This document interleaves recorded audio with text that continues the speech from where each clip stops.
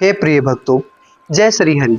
आज हम आमलकी एकादशी की पुरानी कथा सुनने वाले हैं, जो इस प्रकार है। 88,000 ऋषियों को संबोधित करते हुए सूत जी ने कहा, हे ऋषियों, यह बहुत प्राचीन समय की कथा है। महान राजा मानधाता ने महर्षि वशिष्ठ जी से पूछा, हे वशिष्ठ जी, यदि आप मुझ पर प्रसन्न हैं तो कृपया मुझे ऐसे व्रत की विधि बताइए जो मेरे लिए अत्यंत लाभदायक और कल्याणकारी हो। महर्षि ने कहा, हे राजन, आमलकी एकादशी का व्रत सभी व्रतों में श्रेष्ठ है और अंत में मोक्ष प्रदान करता है। राजा मानधाता ने कहा, हे महान ऋषि, यह आमलकी एकादशी व्रत कैसे प्रारंभ हुआ, इसकी विधि क्या है? हे वेदों के ज्ञाता, कृपया इसकी पूरी कथा विस्तार से बताइए। महर्षि वशिष्ठ जी बोले, हे राजन, मैं आपको इस व्रत की कथा विस्तार से सुनाता हूँ। यह व्रत फाल्गुन मास के शुक्ल पक्ष की एकादशी को किया जाता है। इस व्रत के प्रभाव से सभी पाप नष्ट हो जाते हैं। इस व्रत का पुण्य 1000 गोदान के बराबर होता है। आमलकी यानी आंवला का महत्व भी बहुत अधिक है, क्योंकि इसकी उत्पत्ति भगवान विष्णु के मुख से हुई मानी जाती है। अब आप आमलकी एकादशी की एक पुरानी कथा ध्यान पूर्वक सुनिए। प्राचीन समय में वैदिश नाम का एक नगर था। उस नगर में ब्राह्मण, वैश्य, क्षत्रिय और शूद्र सभी 4 वर्णों के लोग सुखपूर्वक रहते थे। उस नगर में सदैव वेदों का उच्चारण गूंजता रहता था। उस पवित्र नगर में कोई पापी, दुष्ट या नास्तिक नहीं था। उस नगर पर चंद्रवंशी राजा चैत्ररथ राज्य करते थे। ये बहुत विद्वान, धार्मिक और न्यायप्रिय राजा थे। उनके राज्य में कोई भी व्यक्ति गरीब या कंजूस नहीं था। सभी लोग भगवान विष्णु के भक्त थे। वहाँ के सभी निवासी, छोटे और बड़े, प्रत्येक एकादशी का व्रत करते थे। एक बार फाल्गुन मास के शुक्ल पक्ष की आमलकी एकादशी आई।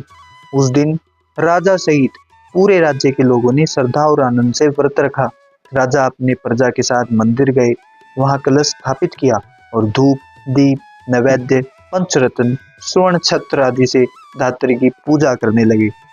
वे इस प्रकार प्रार्थना करने लगे, हे धात्री, आप ब्रह्मा का स्वरूप हैं। आप ब्रह्मा जी से उत्पन्न हुए हैं। आप सभी पापों का नाश करने वाले हैं। आपको नमस्कार है।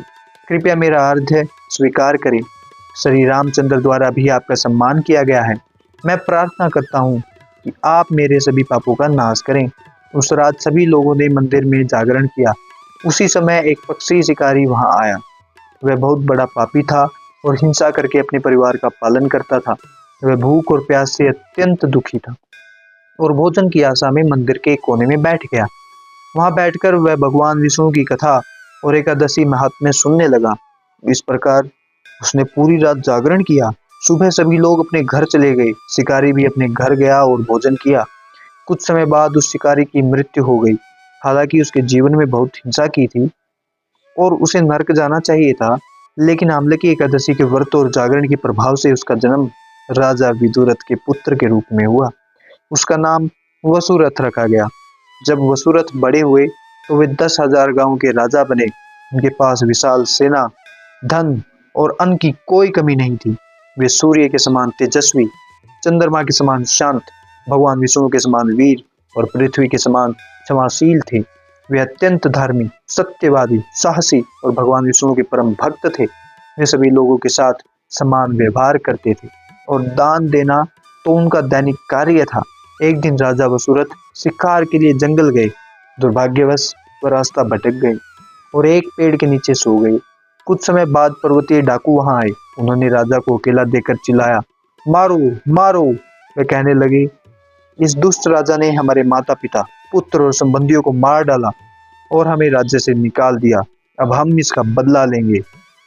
यह कहकर उन्होंने राजा पर हथियारों से हमला किया, लेकिन आश्चर्य, उनके हथियार जैसे ही राजा के शरीर को छूते वह फूल बन जाते। कुछ समय बाद भगवान की इच्छा से उन्हीं डाकियों के हथियार उन्हीं पर वापस प्रहार करने लगे, जिससे वे सभी बेहोश हो गए। उसी समय राजा के शरीर से एक दिव्य देवी प्रकट हुई। वह अत्यंत सुंदर थी, सुंदर वस्त्र और आभूषण पहने हुई थी। उनकी आंखों से क्रोध की ज्वाला निकल रही थी। उन्होंने तुरंत उन सभी डाकुओं का विनाश कर दिया।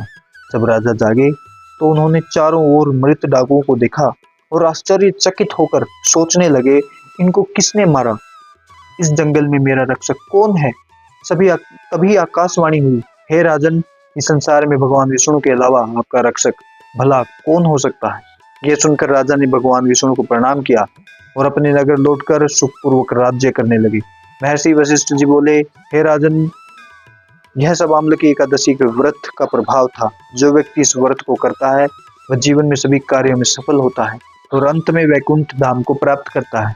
कथा का सार इस प्रकार है, भगवान श्री हरि विष्णु की शक्ति हमारे सभी कष्टों को दूर करने में सक्षम है। वे केवल मनुष्य ही नहीं बल्कि देवताओं की भी रक्षा करते हैं।